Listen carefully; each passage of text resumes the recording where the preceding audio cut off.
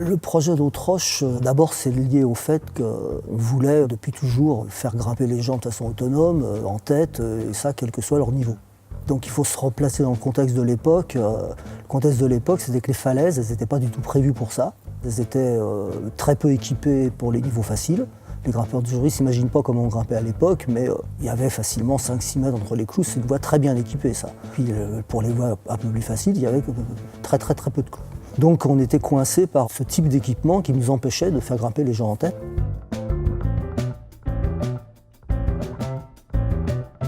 Dans mon club, à Sainte-Geneviève-des-Bois, on allait notamment à Saffre, dans le Dijonais. Donc Saffre, très mal équipé pour faire grimper les gens en tête.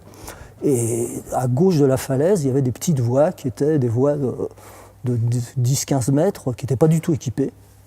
Elles étaient cotées, mais pas du tout équipées. Elles étaient cotées entre le 3 et le 4 à peu près. On s'est dit, puisqu'elles ne sont pas équipées, qu'il n'y a personne qui grimpe là-dedans, parce que personne ne faisait des voies de 15 mètres sans clous, on va les équiper. Donc on s'est très vite aperçu que les grimpeurs qui passaient derrière nous, ils arrachaient les pitons en disant ça sert à rien, c'est des voies, vous n'avez pas besoin de ça pour... Bon, on se fâchait, il y a même eu presque des bagarres à ce moment-là.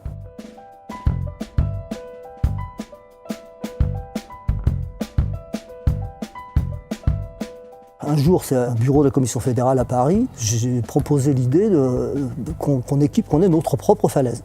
Alors après tout, le seul moyen de ne pas être emmerdé, c'est d'avoir une falaise à nous, on ne puisse pas nous dire comment il faut l'équiper. Et donc faut trouver une falaise. Le Dijonais, c'était a priori l'endroit où on avait le plus de chances d'en trouver parce que c'est riche en falaises. Et donc on a envoyé une lettre aux copains de Dijon en leur disant « il faut que vous nous trouviez une falaise vierge ». Et en une dizaine de jours à tout casser, ils nous ont envoyé une réponse, on a trouvé une falaise, il y a un piton dans la falaise, ou 2 pitons. Et autrement, il n'y a rien. Et c'est une falaise qui faisait 1 kilomètre de long, 40 mètres de haut, parce qu'en plus, on ne voulait pas une falaise ridicule.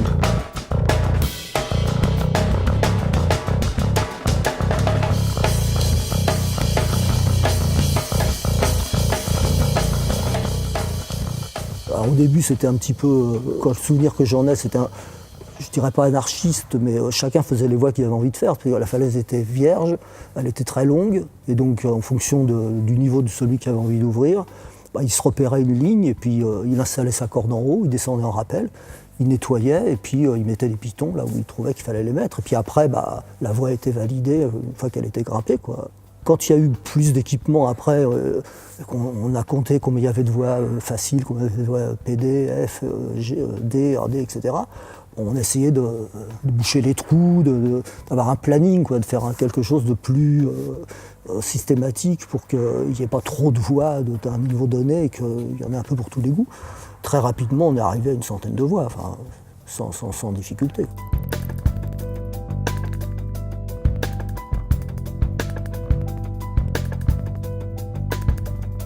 Une falaise pour nous, c'était d'abord les voies faciles. S'il n'y avait que des voies dures, ça limitait forcément l'accès à ceux qui étaient capables de les faire. Donc il fallait à tout prix faire des voies faciles. Donc on a fait à Mauriès, on a fait Orgon, et on s'est dit il faut qu'on puisse généraliser ça. Donc pour ça, on a créé un petit fascicule, Falaise à l'aise, où on expliquait comment faire un équipement de voie, quoi. Donc comment on mettait une broche, comment on scellait, avec quel matériel, quel col. Falaise à l'aise, c'est la suite d'Autroche, c'était la généralisation d'Autroche.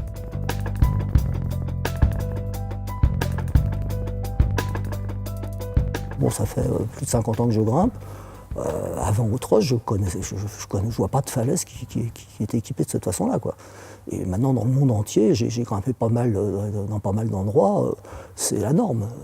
La façon dont l'escalade a été conçue et dont elle a évolué dans la société va dans le sens d'une protection beaucoup plus grande. Et à l'époque, on avait encore une conception de l'escalade comme d'abord un entraînement à l'alpinisme pour une grande barre, donc forcément un certain degré d'engagement relativement important, bien que l'engagement était tout de suite conçu pour ne pas entraîner des accidents graves. Les premiers pitons étaient bas, le deuxième empêchait la chute au sol, c'était une conception moderne de ce point de vue-là, mais quand même un peu plus engagée que ce qu'on constate la plupart du temps aujourd'hui dans les falaises françaises.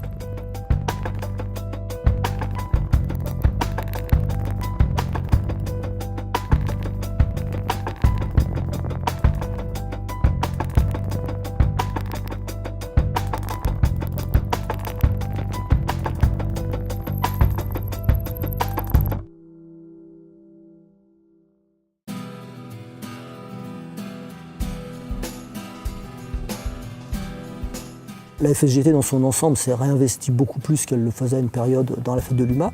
Ça s'appelait une balade sportive, c'était une présentation d'activités sportives de différentes formes. Et donc on s'est dit, bon, on va aussi faire de l'escalade, parce qu'on va ouvrir l'escalade au plus grand nombre, donc faisons de l'escalade. Et on a repris l'idée de la tour d'escalade, comme ça existait par le passé. Donc on a fait le tour d'escalade à la fête de l'UMA. Alors on a fait ça au moins 2-3 fois. Et la dernière fois qu'on a fait ça, on avait vu grand, on avait fait une tour qui faisait 25 mètres de haut, on avait mis 15 jours à la monter, plus après le démontage qui prenait encore une semaine, enfin c'était vraiment un gros truc quoi. Et donc une année, on refaisait la balade à la fête de l'UMA et c'est pas possible, on va pas continuer à faire ce truc, quoi. C'est trop bouffant de temps, puis en plus ça correspond pas à ce qu'on cherchait à faire, puisqu'on voulait l'autonomie, on voulait que les gens grimpent tout seuls. Donc comment faire? C'était une réunion chez un copain, Jean-Louis Pin, avec Yves Renoux, et on discutait, puis à un moment je dis mais c'est con, on n'a qu'à faire ce qu'on fait à Fontainebleau. À Fontainebleau, comment les gens grimpent? Ils grimpent sur des pistes jaunes. On n'a qu'à refaire des pistes jaunes. Alors comment faire des pistes? On fait des blocs en bois, et puis on met des prises dessus, et puis les gens ils grimpent. Après, on met des prises plus ou moins petites et grosses, et puis voilà, on a des voies faciles, on a des voies difficiles. Comment le faire? Après, il y avait Jean-Marc Blanche, notre copain architecte, qui avait fait un mémoire sur l'escalade. On l'a contacté, il a fait un modèle de mur. Et puis on a créé des blocs d'escalade sur cette idée de départ. Et ça a marché tout de suite.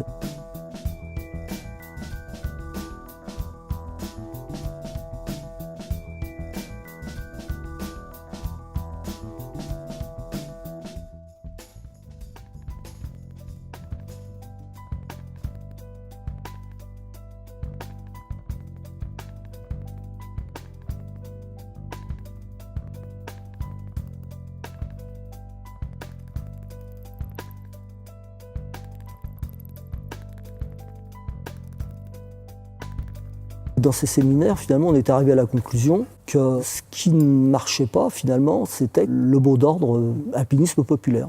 Que l'alpinisme populaire, on n'y arriverait pas. Donc il fallait passer à autre chose. Alors passer à quoi?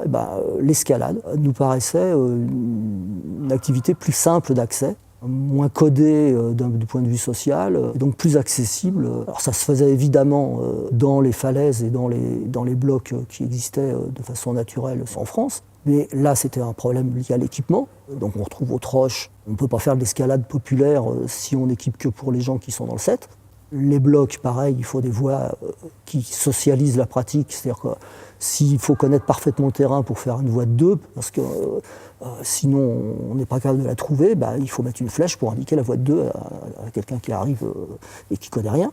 Et puis l'autre point, c'était les structures artificielles, qui étaient une façon d'étendre encore le champ de la pratique et donc de l'ouvrir, parce que la falaise et les blocs, c'est des actifs naturels qui ne sont pas n'importe où, donc ça suppose du transport, ça suppose des coûts particuliers. Donc une façon de pallier ça, c'est d'avoir des structures plus proches des lieux d'habitation, qui soient accessibles en moins de temps, donc qui permettent une pratique sur 1 heure ou 2 heures dans la journée, donc qui facilitent les choses. Donc le mur d'escalade nous paraissait une solution tout à fait possible.